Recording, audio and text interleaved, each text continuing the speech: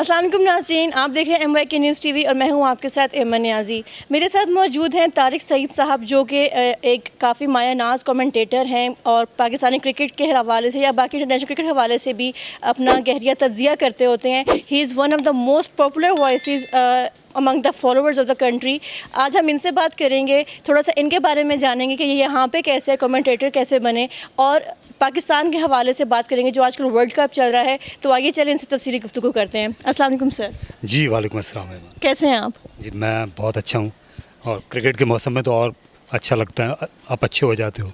बिल्कुल ठीक। अच्छा सर, सबसे पहले अपने बारे में बताइएगा, क्योंकि मैंने सुना है कि सबसे पहले आप क्रिकेटर थे, देन आपने यहाँ पे स्विच किया। वो क्या कहानी है हमारे फॉलोअर्स, हमारी ऑडियंस का बताइए प्लीज़।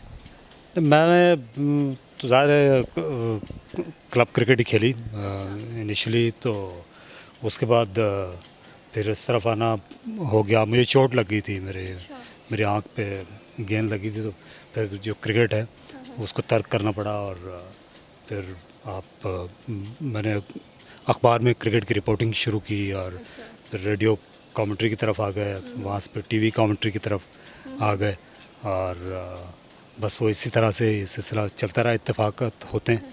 ठीक है, आप ये बताइए कि कभी कुछ आप लोगों पे प्रेशर आया है कमेंट्री करते हुए कि आप टीम्स की तरफ से या मैनेजमेंट की तरफ से आप कुछ कहना चाहें और लेकिन प्रेशर की वजह से कह ना पाएँ?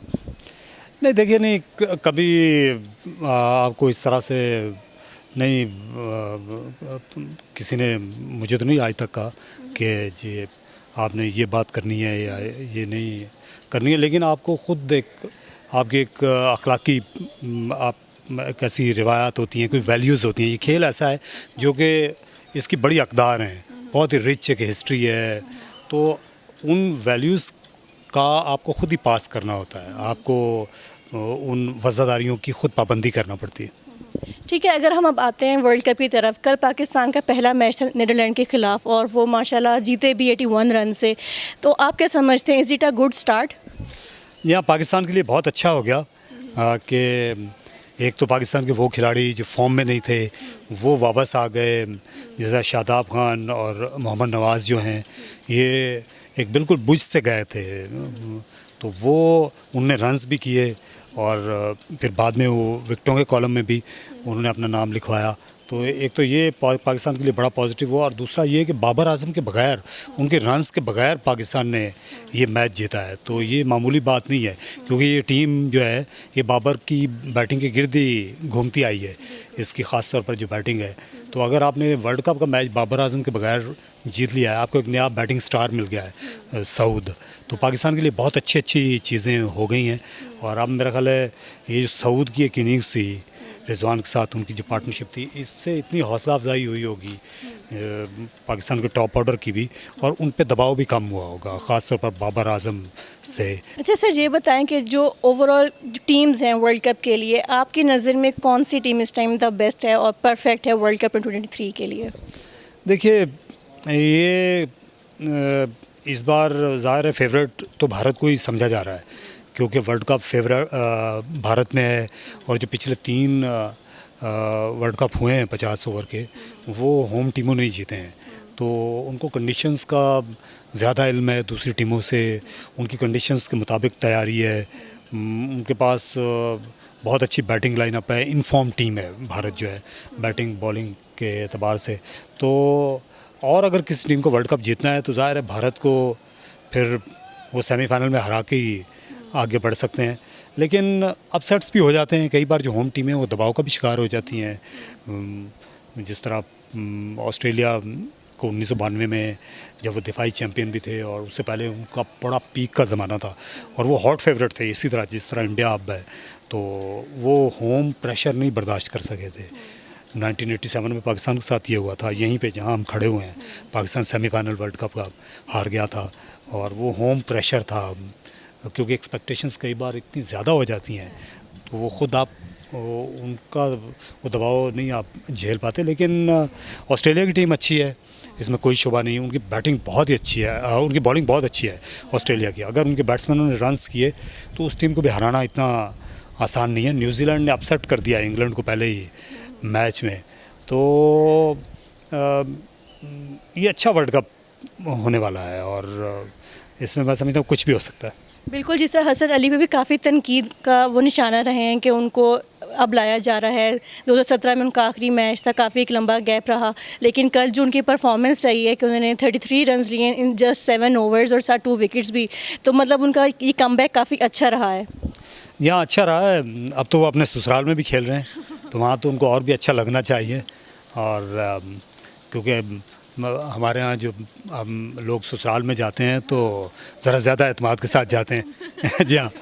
तो मैं समझता हूँ कि पाकिस्तान के लिए उनका जो तजुर्बा है वो काम आ सकता है हसन अली के लिए। हालांकि उनकी जो शायद पहले जैसी वो रफ्तार तो नहीं रही, लेकिन तजुर्बा है। कल भी उन्होंने जिस तरह वो मैक्सो डाउट को आउट किया हॉलैंड के ख़िलाफ़ मैच में, उनको बराबर उन्होंने सेटअप किया। सर, आपका काफ़ी एनालिसिस भी रहा है क्रिकेट के हवाले से। फ़खर जमान की परफॉर्मेंस लास्ट 11 इनिंग्स से लेके अब तक उनकी वो नहीं है, जिसको हम कह सकते हैं कि अप टू द मार्क नहीं है। और शायकीन जो नेटिजन्स हैं वो भी कहते हैं उनको रिप्लेस किया जाए, अब्दुल्ला शफीक उनकी जगह आए। तो आपका एनालिसिस क्या कहते हैं इस बारे में? क्या उनको इस वक्त अब रेस्ट करवाना चाहिए? कैच 22 वाली सिचुएशन है कि उनकी फॉर्म नहीं है। वो इस तरह के खिलाड़ी हैं, फ़खर ज़मान के मैच विनर तो हैं, इसमें तो कोई शुबा नहीं। फिर बड़ी बड़ी इनिंग्स उन्होंने खेली हुई हैं, पाकिस्तान के वाहिद डबल सेंचुरी मेकर हैं वनडे क्रिकेट में। मे बी इस वक्त उनको कुछ मैचों के लिए रेस्ट उनको कराया जा सकता है, क्योंकि उनका जो अंदाज़ है खेलने का वो अनऑर्थोडॉक्स हैं। और जो इस तरह का बैट्समैन होता है जो कि वो ज़्यादा टेक्नीशियन नहीं है फ़खर ज़मान, तो जो इस तरह के गैर रिवायती से बैट्समैन होते हैं, जब ये आउट ऑफ फॉर्म होते हैं तो इनको वक्त थोड़ा ज़्यादा लगता है अपनी फॉर्म की बहाली के लिए। तो अब ये पाकिस्तान की जो टीम इंतज़ामिया है उनके लिए दर्द सर तो है फ़खर ज़मान, लेकिन ये बहुत ज़रूरी भी है कि वो वापस आएँ फॉर्म में, रन्स करें। कल उन्होंने 2-3 अच्छे कैचेस पकड़े आउटफील्ड में, वो जिस तरह की एफर्ट कर रहे थे, इससे भी आपका एतमाद जो है वो वापस आ जाता है। तो हम उम्मीद करेंगे यही। सही। सर, अगर हम ग्राउंड्स की बात करें, एशियन ग्राउंड है, पाकिस्तानी टीम के लिए कितना फ़ायदेमंद रहेगा और क्या पिच उनके लिए मैटर करेगी? क्योंकि हमेशा पिच जो है बॉलिंग के लिए भी ठीक नहीं होती है, ना ही वो कभी रन्स के लिए बेहतर होती है। आप क्या समझते हैं कि पाकिस्तानी टीम क्या ज़्यादा कॉन्फिडेंट रहेगी कि हमारे जो एशियन ग्राउंड्स हैं सेम ही हैं, सेम कंडीशंस पे हैं? तो आप इस बारे में क्या कहना चाहेंगे?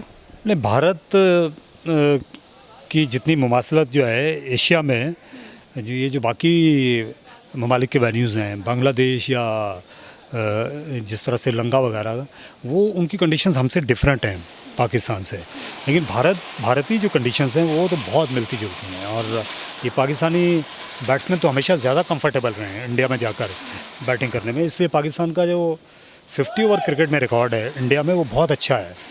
पाकिस्तान का टूर्नामेंट रिकॉर्ड्स बहुत अच्छा है पाकिस्तान का।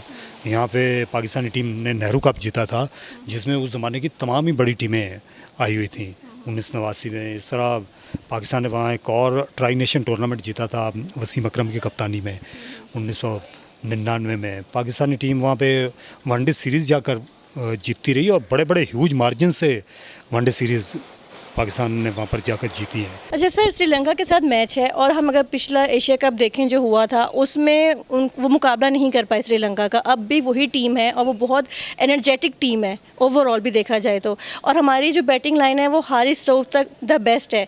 तो आप क्या समझते हैं कि पाकिस्तान को किस तरह से मैदान में उतरना है, किस तरह से उन्हें उनका सामना करना है? क्योंकि ऑलरेडी उन पर भी प्रेशर इस चीज़ का रहेगा कि एशिया कप में जिस तरह उन्होंने परफॉर्म किया, फिर वो टीम ज़्यादा कॉन्फिडेंट उनके सामने आएगी। तो इस हवाले से हमें थोड़ा सा बताइएगा प्लीज़। श्रीलंका जो है एशिया कप एक तो उनके होम पे हो रहा था और उनका क्राउड जो है वो उनके साथ था, वो एक फिर डिफरेंट सा कोरस बन जाता है। लेकिन इंडिया में ज़ाहिर है दोनों के लिए वो जो लेवल प्लेइंग फील्ड की बात बहुत चलती है, तो वो दोनों के लिए यकसा होगा। तो मेरा ख्याल है यहाँ पे पाकिस्तान को श्रीलंका पे थोड़ा सा एज होगा, क्योंकि एक तो हैदराबाद में मैच है, पाकिस्तानी टीम ने वहाँ डेरे डाले हुए हैं इतने अरसे से, वहाँ की कंडीशंस पिच चप्पे चप्पे से अब तो ये ग्राउंड के वाकिफ़ हो चुके होंगे। तो इसलिए श्रीलंका को पाकिस्तान को हराना चाहिए। और पिछला मैच भी बड़े मामूली मार्जिन से श्रीलंकन टीम जीत सकी थी आखिरी गेंद पर। ये जो श्रीलंका की टीम है इसमें भी जो बड़े मैचेस का प्रेशर लेने की इसमें भी इतनी अहलियत नहीं है। वो हमने एशिया कप फाइनल में भी देखा था भारत के सामने, जब ये टीम जो 50 रन पर आउट हो गई थी। तो इसलिए उनके कई खिलाड़ी उनके अनफिट भी हैं, उनको बहुत बड़ा उनको झटका लगा है। जो उनके लेग स्पिनर नहीं आए, उनके फास्ट बॉलर नहीं आए, उनकी बॉलिंग जो है वो उतनी मजबूत नहीं है श्रीलंका की जितनी पहले हुआ करती थी। और मेरा ख्याल है पाकिस्तान उनसे बेटर टीम है श्रीलंका से, और पाकिस्तान को ये मैच जो है वो जीतना चाहिए। श्रीलंका वैसे भी दिल्ली से जाएगा हैदराबाद खेलने के लिए, तो इसलिए पाकिस्तान को एज रहेगा इस मैच में। हम उम्मीद कर सकते हैं कि जो पाकिस्तानी टीम है अपना बदला लेके रहेगी, अपनी बॉलिंग से भी और अपनी बैटिंग से भी। उम्मीद करनी चाहिए कि पाकिस्तान जो है वो अपना जो वर्ल्ड कप का ये सफ़र शुरू हुआ है, तो ये 4 पॉइंट्स यहाँ हैदराबाद से उसे लेके निकलना चाहिए। क्योंकि अहमदाबाद में भारत से मैच है, वो बड़ा मैच होने वाला है।